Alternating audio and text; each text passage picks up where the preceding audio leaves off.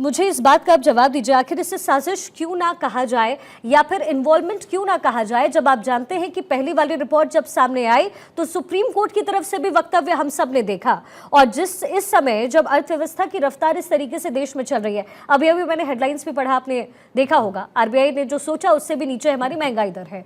ऐसे में सरकार तो काम कर रही है, तो सिर्फ अडानी के मुद्दे को लेकर के क्या आगे आने वाले दिनों में जो चुनाव होने हैं, विधानसभा चुनाव, वो भी आप जीतना चाहते हैं? क्या वही वजह है, या ऐसा नहीं लगता कि देश विरोधी जो चीजें हैं या जो ताकतें विदेश से काम कर रही है, आपको भी उसका विरोध करना चाहिए? देखिए शिखा जी, इसमें देश विरोध कैसे आ जाता है भाजपा का, मुझे समझ में नहीं आता है। भाजपा का विरोध करना, भाजपा से सवाल करना, नरेंद्र मोदी जी से सवाल करना, देश विरोध कहाँ से आ जाता है मुझे समझ में नहीं आता है। अगर आपके पास से कोई आइडिया हो तो नहीं, मुझे मेरे पास आइडिया है, क्योंकि सदन में जब भी संसद बैठती है तो आप अडानी का नाम लेते हैं, आप अंबानी का नाम लेते हैं। आपके पास क्या कोई रिपोर्ट है जो ये प्रूव करता है? अडानी ने क्या कहा था, मैं हिंडनबर्ग को अमेरिका की कोर्ट में ले जाऊंगा, वहां केस करूंगा। उस टाइम कहा था, कितने टाइम हो गए, 1 साल हो गया, अभी तक क्यों नहीं गए? अभी भी मौका है, जाके हिंडनबर्ग के खिलाफ आप केस करिए। उन्हें नोटिस तो दिया, उन्होंने जवाब कहाँ दिया? उल्टा एक रिपोर्ट और थमा दिया। नोटिस की बात नहीं, अमेरिका की कोर्ट में जाइए, लेकिन हिंडनबर्ग के खिलाफ जो भारत के इतने बड़े बिजनेसमैन है, टाइकून है, वो नहीं गए। नरेंद्र मोदी जी नहीं गए। नरेंद्र मोदी जी वहां पे अरे नहीं गए ना भाई, आप पता करके बता दीजिए। मैं तो कह रहा हूँ नहीं गए, मुझे पता है उनकी कंपनी जो है उनके ऊपर लीगल चल रहा मामला जो है। सुन लीजिए, सवाल का जवाब देने दीजिए। बात यह है कि देखिए, भाजपा के प्रवक्ता आज यहाँ पे सरकार को नहीं बचा रहे, भाजपा के प्रवक्ता आज यहाँ पे अडानी की पैरोकारी कर रहे हैं। भाजपा के प्रवक्ता आज यहाँ पे उस बिजनेस घराने को बचाने की कोशिश कर रहे हैं। भाजपा के प्रवक्ता आज उस जनता को महंगाई से मारते हुए देखना चाहते हैं कि आम आदमी मरे तो मरे, लेकिन इनका वो दोस्त बचना चाहिए। एक बात बताइए, हिंडनबर्ग का ये रिपोर्ट है, उसमें सरकार की तरफ से प्रतिक्रिया क्या होगी? आप तो एंटरप्रेन्योर पे आप आरोप लगा रहे हैं, और मार्केट क्रैश होगा तो आम जनता जाएगी। सरकार की प्रतिक्रिया होनी चाहिए, विपक्ष का सम्मान करना चाहिए। सरकार ये कहे कि हम जेपीसी की गठन करते हैं और विपक्ष का सम्मान करते हैं। अगर विपक्ष ने मुद्दा उठाया, विपक्ष भी इस देश की जनता ने चुना है और सरकार को भी इस देश की जनता ने चुना, और जनता का सम्मान सरकार को भी करना चाहिए, विपक्ष को भी करना चाहिए, बजाय इसके कि बांग्लादेश और पाकिस्तान की बात करें। सौरभ जी, क्विकली विदेशी जो कंपनियां होती हैं ना, विदेशी जो एजेंसियां होती हैं, उनका बहुत क्लियर कट जो है एक मकसद के साथ वो हिंदुस्तान पर आक्रमण करती हैं, भारत पर जो है। वो चाहती हैं कि यहाँ के जो बड़े व्यापारी हैं, जो जिनके माध्यम से जो है देश की अर्थव्यवस्था इतनी सुदृढ़ है आज की डेट में जो है, तो अगर उन पर आप हमले कर रहे हैं, अगर उनका काम नहीं बिगाड़ सकते तो उनका नाम खराब कर दो। यही सिर्फ साजिश चल रही है और कोई काम नहीं है। आप उनका कोई काम विदेशी कंपनियां नहीं बिगाड़ पा रही हैं तो उनका नाम खराब करने की कोशिश कर, इसमें हंसने की जरूरत नहीं आपको। आप हिंदुस्तान के ऊपर हंस रहे हैं। आप ये देखिए, आप हिंदुस्तान की अर्थव्यवस्था देश में इतनी मजबूत है, ब्रिटेन को पीछे करके हम जो है 5वें नंबर पर आ गए हैं, तो आपको खुश होना चाहिए भाई। हम 3रे नंबर पे आने वाले हैं, तो ये आपके लिए, राहुल गांधी जी के लिए भी खुशी का विषय है भाई। इंदिरा गांधी भी इस देश में प्रधानमंत्री रहे, बाकी लोग भी प्रधानमंत्री रहे, जवाहरलाल नेहरू भी रहे। और ये भैया लालू यादव जी से पूछिए कि क्या वो अंबानी जी की शादी में गए नहीं थे क्या पूरा परिवार लेकर के? जिस अंबानी और अडानी को गाली देते हैं, पूरा कुनबा गया हुआ था आरजेडी का। तब आप लोग को नहीं दिखाई दिया कि अडानी है कि अंबानी है? डबल जब 2 है तब दिखाई दिया।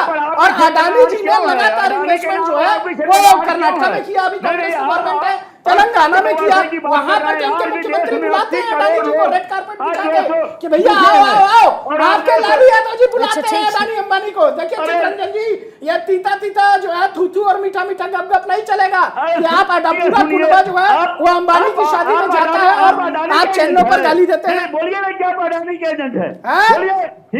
बोलिए आप अडानी के एजेंट हैं? मैं अडानी का एजेंट हो गया? अडानी इस देश में एक ऐसा बिजनेसमैन है जो लाखों लोगों को रोजगार देता है, उसका सम्मान करना चाहिए आपको। अगर इस देश में टाटा, बिरला, अदानी, अंबानी उन लाखों लोगों को नौकरी दे रहे हैं तो उसका सम्मान करना चाहिए। लाखों लोगों का रोजगार चलता है उनसे। आप सम्मान करना सीखिए अपने देश के उद्यमियों का। आप लगातार गाली देते हैं, राजनीति के मंच पर उनको घसीटते हैं और उन्हीं उद्यमियों को गाली देते हैं जिनसे आप पैसा लेते हैं अपने अपने राज्यों में। आपके राज्यों में जब वो पैसा देते हैं, इन्वेस्टमेंट करते हैं, तब वो बहुत अच्छे हैं। और आप अगर वो भारत सरकार अगर मोदी जी के लिए कुछ कर रहे हैं उस स्टेट में करते हैं तो आपके लिए सौरभ जी ठीक है। तारिक जी ये अभी सौरभ जी यही कह रहे हैं, ठीक है। तारिक जी आपका रिएक्शन? अरे जाइए भोज खाने अंबानी के यहाँ, पूरा कुनबा लेके जाइए। सौरभ जी प्लीज। हाँ तारिक जी, यह तो आपका घटियापन है। देखिए ऐसा है, तो हम लोग ऐसा नहीं करते, हमारे संस्कार ऐसे नहीं है कि जिसको गाली दे उसके यहाँ खाना भोजन पे पहुंच जाए। हमारे यहाँ परंपरा नहीं है, हमारे यहाँ परंपरा मुझे है। बाकियों को भी समय देना है प्लीज। नहीं, हाँ ठीक है पारिवारिक चित्ररंजन आयोजन जी, ठीक है। को आप जो है पॉलिटिकल डूब देते हैं, शर्म आनी चाहिए। तारिक जी, इतनी प्रॉब्लम विपक्षी पार्टियों को क्यों है? हिंडनबर्ग की रिपोर्ट आई है, ये हमारे देश की तो कोई रिसर्च कंपनी है नहीं। मैंने पहले भी कहा, दीपक जी से भी मैंने जिक्र किया, शॉर्ट सेलिंग कंपनी है, उसका काम ही है। और जब पहले रिपोर्ट सामने आई तो रिजल्ट सामने था। हाँ तारिक आप जी, चुपिए भाई, सबको बोलने। मैम 1987 में स्वीडिश के एक रेडियो ने बताया कि बोफोर्स घोटाला हुआ है। किसने बताया मैम? स्वीडन के रेडियो ने। ठीक, स्वीडन का रेडियो उत्तर प्रदेश के चंदौली जिले से चलाया जाता है। कहां से चलाया जाता है? चंदौली से। ठीक, चंदौली से उसका ऑपरेशन होता है। मैम तब तो हमने मान लिया था, उसके लिए सरकार गई, विपक्ष 110 सीटों पर था और 400 से ज्यादा सीटों पे कांग्रेस थी। जेपीसी का निर्माण हुआ, जांच, तमाम चीजें हुई। आ रही हूँ विजय जी, आ रही हूँ मैं। एक सेकंड भाई, सब लोग न बोले। हमने बिलीव स्वीडिश रेडियो पे किया। 87 में उसने कहा कि यहाँ पर तोपों की खरीद में भ्रष्टाचार किया गया ठीक है। यहाँ पर नेताओं बिलीव कर लिया। अब हम नहीं कह रहे हैं कि हिंडनबर्ग को बिलीव कर लीजिए, पॉइंट नंबर 1। हम नहीं कह रहे हैं कि हिंडनबर्ग जो कह रहा है उसको मान लीजिए, मगर आरोप अगर सेबी के खिलाफ है तो सेबी ही नहीं जांच कर पाएगा। लेकिन सेबी में भी तो ये पूरा मामला, वो तो कह रही है ना माधवी, वो तो कह रही है 2017 का, तो इस पे भी तो कार्रवाई होगी। आप इसमें इससे पहले आप हल्ला क्यों कर रहे हैं? आपको पता है ना मार्केट क्रैश होगा, आपकी अर्थव्यवस्था क्रैश होगी ना, तो इंतजार तो करिए। हम कांग्रेस पे आरोप लगा रहे हैं, कह रहे हैं कि अगर आरोप लगा है तो जांच खुद से भी नहीं करेगा, पहली बात, या कहीं नहीं करेगा। अभी मैं कहूं, आप मुझसे कहें कि मैं चोर हूं और उसकी जांच मैं ही करनी शिखा जी, इनसे पूछिए, इनके पास एक ही उदाहरण बोफोर्स घोटाले का क्यों मिला? अभी तक जब तक मोदी सरकार है, इनके पास क्या कोई एक घोटाले का नाम मिला? नहीं मिला। उन्होंने उदाहरण दिया बोफोर्स का, सीधा जो है राजीव गांधी जी के समय चलिए का विजय जी, बोफोर्स का। अच्छा ठीक है, ठीक है। यही बताता है बीजेपी सरकार में घोटाले और भ्रष्टाचार नहीं हुए, और सब घोटाले और भ्रष्टाचार कांग्रेस की सरकारों में होते थे। आपने बोफोर्स का नाम लिया अपने मुंह से। आपको इतने वर्षों में कोई घोटाला नहीं मिला मोदी सरकार में, इसलिए आपके मुंह से बोफोर्स घोटाला निकला। आप कांग्रेस के ऊपर आप मानते हैं ना, कांग्रेस ने घोटाला किया था, बोफोर्स घोटाला। जनता ने जवाब दिया है। ठीक है विजय जी, ठीक है। विजय जी, देखिए, हाँ। अब मैं एसपी प्रवक्ता की बात का बड़े तथ्य के आधार पर जवाब देना चाहता हूं। वीपी सिंह सबसे ईमानदार नेता थे राजीव गांधी के मंच पे, पब्लिक मीटिंग में खड़े होकर कहते थे ये मेरा ईमानदार मंत्री है।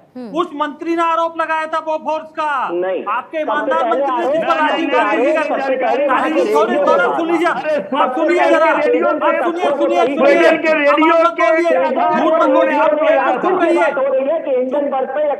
आप सुनेंगे नहीं, ये देखिए सच्ची बात है, सुन नहीं सकते हैं।